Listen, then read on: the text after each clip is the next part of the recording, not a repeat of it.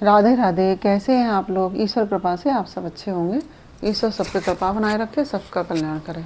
आज हम बताने जा रहे हैं श्रीमद् भागवत महापुराण के छठे स्कंद का 18वां अध्याय, अदिति और दिति की संतानों की तथा मरुद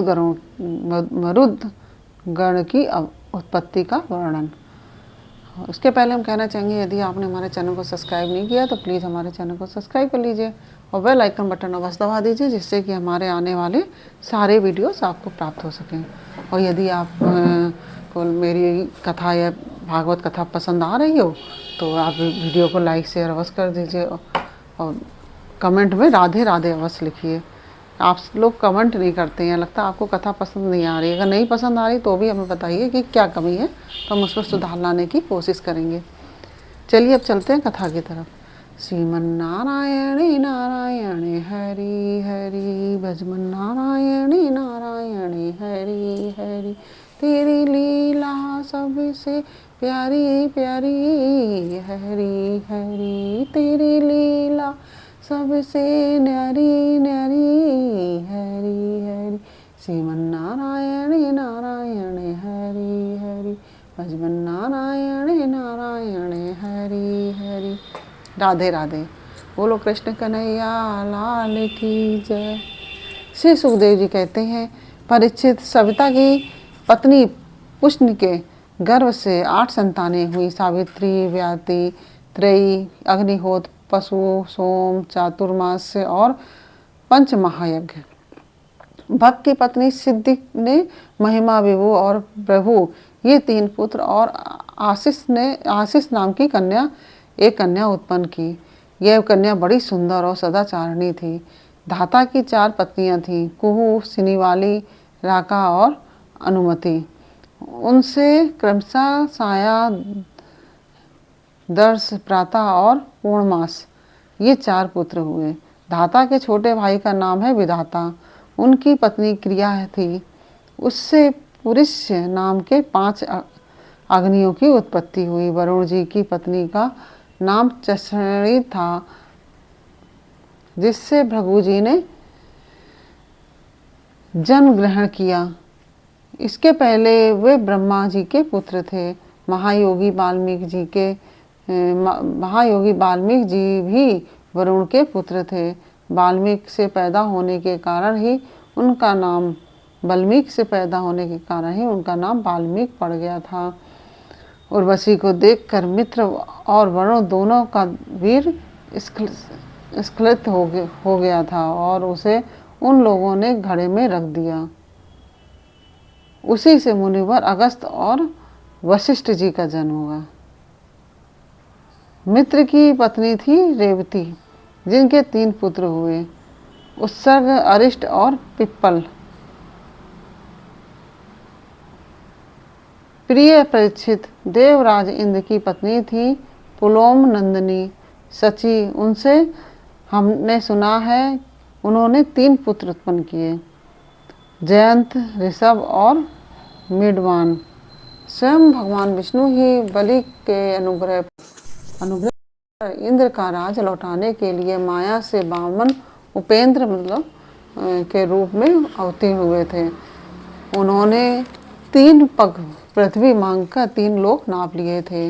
उनकी पत्नी का नाम था कीर्ति। उससे वृक्षलोक नाम का पुत्र हुआ। उसके सौभाग्य आदि कई संतानें हुई। कश्यप नंदन भगवान वामन ने माता आदिति के गर्भ से क्यों जन्म लिया और इस अवतार में उन्होंने कौन सा गुण, लीलाएं और पराक्रम प्रकट किए, उसका वर्णन मैं आगे 8वें स्कंद में करूँगा। प्रिय परीक्षित, अब मैं कश्यप जी की दूसरी पत्नी दिति से उत्पन्न होने वाली उस संतान परंपरा का वर्णन सुनाता हूँ, जिसमें भगवान के प्यारे भक्त श्री प्रहलाद जी और बलि का जन्म हुआ। दिति के दैत्य और दानवों के वंदनीय 2 ही पुत्र हुए, हिरण्यकश्यप और हिरण्याक्ष। इनकी संक्षिप्त कथा मैं तुम्हें 3रे स्कंद में सुना चुका हूँ। हिरण्यकश्यप की पत्नी दानवी का यादु थी और उसके पिता जम्ब ने उसका विवाह हिरण्यकशिपु से कर दिया था। कयादु के 4 पुत्र हुए, संहाद, अनुहाद, उदाद और प्रहलाद। इनकी सिंगिका नाम की एक बहन भी थी। उसका विवाह विप्रचित्ति नाम दानों से हुआ था। तो विप्रचित्ति नामक दानों से हुआ था। वो उनसे राहु नामक पुत्र की उत्पत्ति हुई। यह वही राहु है जिसका सिर अमृत पान के समय मोहिनी रूपधारी भगवान ने चक्र से काट लिया था। संहाद की पत्नी थी कृति, उससे पंचजन नामक पुत्र उत्पन्न हुआ। हयात की पत्नी थी धमनी, उसके 2 पुत्र हुए, वातापी और इलवल। इस इलवल ने ही महर्षि अगस्त्य के आतिथ्य के समय वातापी को पकाकर उन्हें खिला दिया था। अनुहाद की पत्नी सूरमा थी, उसके 2 पुत्र हुए, वास्कल और महिषासुर। प्रहलाद का पुत्र था विरोचन, उसकी पत्नी देवी के गर्भ से दैत्यराज बलि का जन्म हुआ। बलि की पत्नी का नाम असना था, उससे बाण और 100 पुत्र हुए। दैत्यराज बलि की महिमा गान करने योग्य है, उसे मैं आगे 8वें स्कंद में सुनाऊंगा। बलि का पुत्र बाणासुर भगवान शंकर की आराधना करके उनके गणों का मुखिया बन गया। जो बाणासुर था, भगवान शंकर की आराधना की उसने और उनके गणों का मुखिया बन गया था। और आज भी भगवान शंकर उसके नगर की रक्षा करने के लिए उसके पास ही रहते हैं। दिति के हिरण्यकशिपु और हिरण्याक्ष के अतिरिक्त 49 पुत्र और थे। उन्हें मरुदगण कहते हैं। वे सब निसंतान रहे। देवराज इंद्र ने उन्हें अपने ही समान देवता बना लिया। राजा परीक्षित ने पूछा कि भगवान, मरुदगण ने ऐसा कौन सा सत्कर्म किया था जिसके कारण वे अपने जन्मजात असुरोचित भाव को छोड़ सके और देवराज इंद्र के द्वारा देवता बना लिए गए। ब्राह्मण, मेरे साथ यहाँ की सभी ऋषि मंडली यह बात जानने के लिए अत्यंत उत्सुक हो रही है, अतः आप कृपा करके विस्तार से यह रहस्य बतलाइए। सूत जी कहते हैं, सौनक जी, राजा परीक्षित का प्रश्न थोड़े शब्दों में बड़ा सारगर्भित था। उन्होंने बड़े आदर से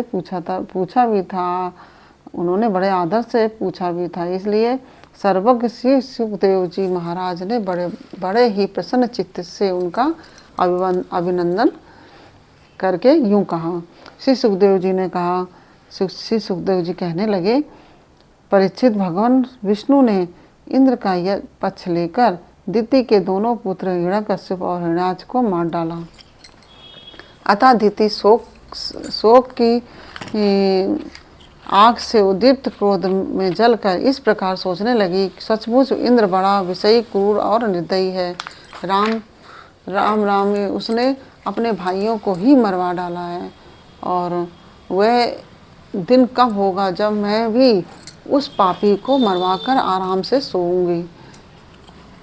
लोग राजाओं के देवताओं के शरीर को प्रभु कहकर पुकारते हैं, परंतु एक दिन वह क्रीड़ा, विष्ठा और राग का ढेर हो जाता है। उसके लिए जो दूसरे प्राणियों को सताता है उसे अपने सच्चे स्वार्थ और परमार्थ का पता नहीं है, क्योंकि इससे उसे नरक में जाना पड़ेगा। मैं समझती हूँ कि इंद्र अपने शरीर को नित्य मानकर मतवाला हो रहा है, उसे अपने विनाश का पता ही नहीं है। अब मैं वह उपाय करूँगी जिससे मुझे ऐसा पुत्र प्राप्त हो जो इंद्र का घमंड चूर चूर कर दे। दिति अपने मन में ऐसा विचार करके सेवा, शुश्रूषा, विनय, प्रेम और जितेंद्रियता आदि के द्वारा निरंतर अपने पतिदेव कश्यप जी को प्रसन्न रखने लगी। वह अपने पतिदेव के हृदय में एक एक भाव जानती रहती थी, अपने पति के हृदय का एक एक भाव जानती रहती थी और परम प्रेम भाव, मनोहर एवं मधुर भाषण तथा मुस्कान भरी तिरछी चितवन से उसका मन अपनी ओर आकर्षित करती रहती थी। कश्यप जी महाराज, बड़े विद्वान और विचारवान होने पर भी चतुर्दिति की सेवा से मोहित हो गया और उन्होंने विवश होकर यह स्वीकार कर लिया कि मैं तुम्हारी इच्छा पूर्ण करूँगा। स्त्रियों के संबंध में यह कोई आश्चर्य की बात नहीं है। षष्ठी के प्रभात में ब्रह्मा जी ने देखा कि सभी जीव असंग हो रहे हैं। तब उन्होंने अपने आधे शरीर से स्त्रियों की रचना की और स्त्रियों ने पुरुषों की मति अपनी ओर आकर्षित कर ली।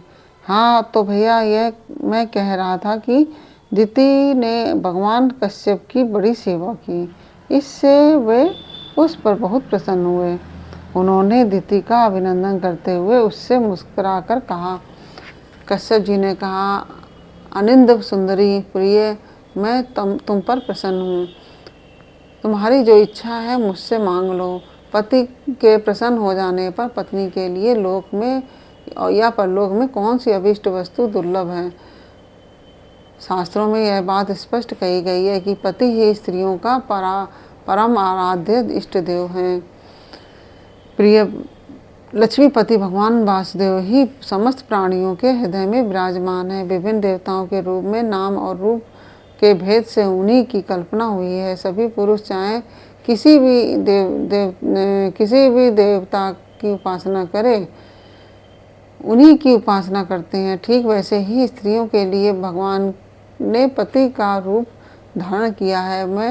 वे उनकी दासी, उनकी पति का रूप धारण किया है, वे उनकी उसी रूप में पूजा करती हैं। इसलिए प्रिय, अपना कल्याण चाहने वाली पतिव्रता स्त्रियां अनन्य प्रेम भाव से अपने पतिदेव की ही पूजा करती हैं, क्योंकि पतिदेव ही उनके परम प्रियतम आत्मा और ईश्वर हैं। कल्याणी, तुमने बड़े प्रेम भाव से भक्ति से मेरी वैसी ही पूजा की है। अब मैं तुम्हारी सब अभिलाषाएं पूर्ण कर दूंगा। असतियों के जीवन में ऐसा होना अत्यंत दुर्लभ है। दिति ने कहा, ब्राह्मण, इंद्र ने विष्णु के हाथों मेरे 2 पुत्र मरवा कर मुझे निपुति बना दिया है। इसलिए यदि आप मुझे मुँह मांगा वर देना चाहते हैं तो कृपा करके एक ऐसा अमर पुत्र दीजिए जो इंद्र को मार डाले। परीक्षित, दिति की बात सुनकर कश्यप जी खिन्न होकर पछताने लगे। वे मन ही मन कहने लगे, हाय हाय, आज मेरे जीवन में बहुत बड़े अधर्म का अवसर आ पहुंचा। देखो तो सही, अब मैं इंद्रियों के विषय में सुख मानने लगा हूँ। स्त्री रूपणी माया ने मेरे चित्त को अपने वश में कर लिया है। हाय हाय, आज मैं कितनी दीनहीन अवस्था में हूँ। अवश्य ही अब मुझे नरक में गिरना पड़ेगा। इस स्त्री का कोई दोष नहीं है, क्योंकि इसने अपने जन्मजात स्वभाव का ही अनुकरण किया है। दोष मेरा है जो मैं अपनी इंद्रियों को अपने बस में नहीं रख सका, अपने सच्चे स्वार्थ और परमार्थ को ना समझ सका। मुझ मूढ़ को बार बार धिक्कार है। सच है, स्त्रियों के चरित्र को कौन जानता है। इनका मुंह तो ऐसा होता है जैसे शरद ऋतु का खिला हुआ कमल। बातें सुनने में ऐसी मीठी होती हैं मानो अमृत घोल रखा हो, परंतु हृदय वह तो इतना तीखा होता है कि मानो छुरे की पैनी धार हो। इसमें संदेह नहीं है। स्त्रियां अपनी लालसाओं की कठपुतली होती हैं। सच पूछो तो वे किसी से भी प्यार नहीं करती। स्वार्थवश वे अपने पति, पुत्र और भाई तक को मार डालती हैं या मरवा डालती हैं। तो मैं कह चुका हूँ कि तुम मांगोगी दूंगा। मेरी बात झूठी नहीं होनी चाहिए, परंतु इंद्र भी वध करने योग्य नहीं है। अच्छा, अब इस विषय में मैं यह युक्ति करता हूँ। प्रिय परीक्षित, सर्वसमर्थ कश्यप जी ने इस प्रकार मन ही मन अपनी भर्त्सना करके दोनों बात बनाने का उपाय सोचा और फिर तनिक रुष्ट होकर दिति से कहा।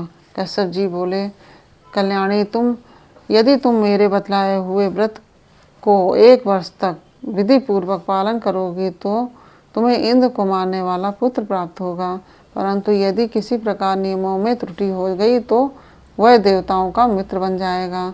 दिति ने कहा, ब्राह्मण, मैं उस व्रत का पालन करूंगी। आप बतलाइए कि मुझे क्या क्या करना चाहिए, कौन कौन से काम छोड़ देने चाहिए और कौन कौन से काम ऐसे हैं जिनसे व्रत भंग नहीं होता है। और कश्यप जी ने उत्तर दिया, प्रभु कश्यप जी ने उत्तर दिया, प्रिय, इस व्रत में किसी भी प्राणी को मन, वाणी और क्रिया के द्वारा सताए नहीं, किसी को साप या गाली न दें, झूठ न बोलें, संग शरीर के नख और रोए न काटें और किसी भी अशुभ वस्तु का स्पर्श न करें, जल में घुस कर स्नान न करें, क्रोध न करें, दुर्जनों से बातचीत न करें, बिना धुला वस्त्र न पहने और किसी की पहनी हुई माला न पहने, झूठा न खाएं, भद्रकाली का प्रसाद या मांस युक्त अन्न का भोजन न करें, शूद्र का लाया हुआ और रजस्वला का देखा हुआ अन्न भी न खाएं और अंजलि से जलपान न करें। झूठे मुंह बिना आचमन किए, संध्या के समय बाल खोले हुए, बिना श्रृंगार के, वाणी का संयम किए बिना और बिना चद्दर ओढ़े घर से बाहर न निकलें, बिना पैर धोए अपवित्र अवस्था में गीले पांवों से उत्तर या पश्चिम सिर करके दूसरे के साथ नग्नावस्था में तथा सुबह शाम सोना नहीं चाहिए। इस प्रकार इन निषिद्ध कर्मों का त्याग करके पवित्र रहें, धुला वस्त्र धारण करें और सभी सौभाग्य के चिन्हों से सुसज्जित रहें। प्रातःकाल कलेवा करने से पहले ही गाय, ब्राह्मण, लक्ष्मी जी और भगवान नारायण की पूजा करें। इसके बाद पुष्प, माला, चंदन आदि सुगंध द्रव्य, नैवेद्य और आभूषण से सुहागिनी स्त्रियों की पूजा करें तथा पति की पूजा करके उसकी सेवा में संलग्न रहें और भावना करती रहें कि पति का तेज मेरी कोख में स्थित है। प्रिय, इस व्रत का नाम पुंसवन है। यदि 1 वर्ष तक तुम इसे बिना किसी त्रुटि के पालन कर सकोगी तो तुम्हारी कोख में इंद्रघाती पुत्र उत्पन्न होगा। परीक्षित दीति बड़ी मनस्विनी और दृढ़ निश्चय वाली थी। उसने बहुत ठीक कहकर उनकी आज्ञा स्वीकार कर ली। अब दीति अपनी कोख में भगवान कश्यप का वीर और जीवन में उनका बतलाया हुआ व्रत धारण करके अनायास ही नियमों का पालन करने लगी। प्रिय परीक्षित, देवराज इंद्र अपनी मौसी दीति का अभिप्राय जान बड़ी बुद्धिमानी से अपना भेष बदलकर दीति के आश्रम पर आए और उसकी सेवा करने लगे। वे दीति के लिए प्रतिदिन समय समय पर वन से फूल, फल, कंदमूल, समिधा, कुश, पत्ते, दूब, मिट्टी और जल लाकर उसकी सेवा में समर्पित करते। राजन, जिस प्रकार बहेलिया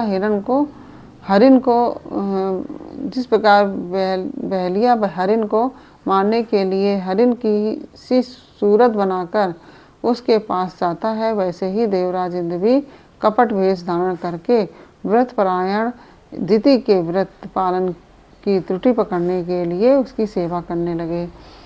सर्वदा पैनी दृष्टि रखने पर भी उन्हें उसके व्रत में किसी प्रकार की त्रुटि न मिली और वे पूर्ववत उसकी सेवा टहल में लगे रहे। अब तो इंद्र को बड़ी चिंता हुई। वे सोचने लगे कि मैं ऐसा कौन सा उपाय करूं जिससे मेरा कल्याण हो। दीति व्रत के नियमों का पालन करते करते बहुत दुर्बल हो गई थी। विधाता ने भी उसे मुंह में डाल दिया। इसलिए एक दिन संध्या के समय झूठे मुंह, बिना आचमन किए और बिना पैर धोए ही वह सो गई। योगेश्वर इंद्र ने देखा कि यह अच्छा अवसर हाथ लगा। वे योग बल से झटपट सोई हुई दीति के गर्भ में प्रवेश कर गए। उन्होंने वहां जाकर सोने के समान चमकते हुए गर्भ के वज्र से 7 टुकड़े कर दिए। जब वह गर्भ रोने लगा तब उन्होंने मत रो यह कहकर 7 टुकड़ों में से एक के और भी 7 टुकड़े कर दिए। राजन, जब इंद्र उनके टुकड़े टुकड़े करने लगे तब उन सबों ने हाथ जोड़कर इंद्र से कहा, देवराज तुम हमें क्यों मार रहे हो? हम तो तुम्हारे भाई मरुदगण हैं। तब इंद्र ने अपने भावी अनन्य प्रेमी पार्षद मरुदगण से कहा कि अच्छी बात है, तुम लोग मेरे भाई हो, अब मत डरो। परीक्षित, जैसे अश्वत्थामा के ब्रह्मास्त्र से तुम्हारा कुछ भी अनिष्ट नहीं हुआ, वैसे ही भगवान श्री हरि की कृपा से दिति का वह गर्भ वज्र के द्वारा टुकड़े टुकड़े होने पर भी मरा नहीं। इसमें तनिक भी आश्चर्य की बात नहीं है, क्योंकि जो मनुष्य एक बार भी आदि पुरुष भगवान नारायण की आराधना कर लेता है वह उनकी समानता प्राप्त कर लेता है। फिर दिति ने तो कुछ ही दिन कम 1 वर्ष तक भगवान की आराधना की थी। अब वे 49 मरुदगण इंद्र के साथ मिलकर 50 हो गए। इंद्र ने भी सौतेली माता के पुत्रों के साथ शत्रु भाव न रखकर उन्हें सोमपाई देवता बना लिया। जब दिति की आंख खुली तब उसने देखा कि उसके अग्नि के समान तेजस्वी 49 बालक इंद्र के साथ हैं। इससे सुंदर स्वभाव वाली दिति को बड़ी प्रसन्नता हुई। उसने इंद्र को संबोधन करके कहा, बेटा मैं इस इच्छा से इस अत्यंत कठिन व्रत का पालन कर रही थी कि तुम अदिति के पुत्रों को भयभीत करने वाला पुत्र उत्पन्न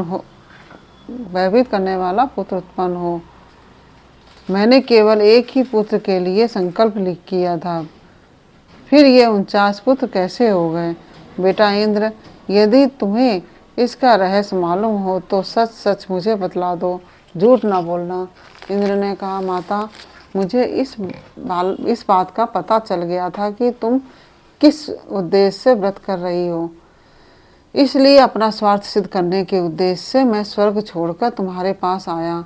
मेरे मन में तनिक भी धर्म भावना नहीं थी, इसलिए इसी से तुम्हारे व्रत में त्रुटि होते ही मैंने उस गर्भ के टुकड़े टुकड़े कर दिए। पहले मैं उसके 7 टुकड़े किए थे मैंने, तब वे 7 टुकड़े 7 बालक बन गए। इसके बाद मैंने फिर एक एक के 7 टुकड़े कर दिए, तब भी वे ना मरे, क्योंकि 49 हो गए। यह परम आश्चर्यमयी घटना देखकर मैंने ऐसा निश्चय किया कि परम पुरुष भगवान की उपासना की यह कोई स्वाभाविक सिद्धि है। जो लोग निष्काम भाव से भगवान की आराधना करते हैं और दूसरी वस्तुओं की तो बात ही क्या है, मोक्ष की भी इच्छा नहीं करते, वे ही अपने स्वार्थ और परमार्थ में निपुण हैं। भगवान जगदीश्वर सबके आराध्य देव और अपने आत्मा ही हैं। वे प्रसन्न होकर अपने आप तक का दान कर देते हैं। भला ऐसा कौन बुद्धिमान है जो उनकी आराधना करके विषय भोगों का वरदान मांगे? माता जी, ये विषय भोग तो नरक में भी मिल सकते हैं। मेरी स्नेहमयी जननी, तुम सब प्रकार मेरी पूज्या हो। मैंने मूर्खतावश बड़ी दुष्टता का काम किया है, तुम मेरे अपराध को क्षमा कर दो। यह बड़े सौभाग्य की बात है कि तुम्हारा गर्भ खंड खंड हो जाने से एक प्रकार मर जाने पर भी फिर से जीवित हो गया है। श्री सुखदेव जी कहते हैं, परीक्षित, दिति देवराज इंद्र के शुद्ध भाव से संतुष्ट हो गई। उससे आज्ञा लेकर देवराज इंद्र ने मरुदगणों के साथ उसे नमस्कार किया और स्वर्ग में चले गए। राजन, यह मरुदगण का जन्म बड़ा ही मंगलमय है।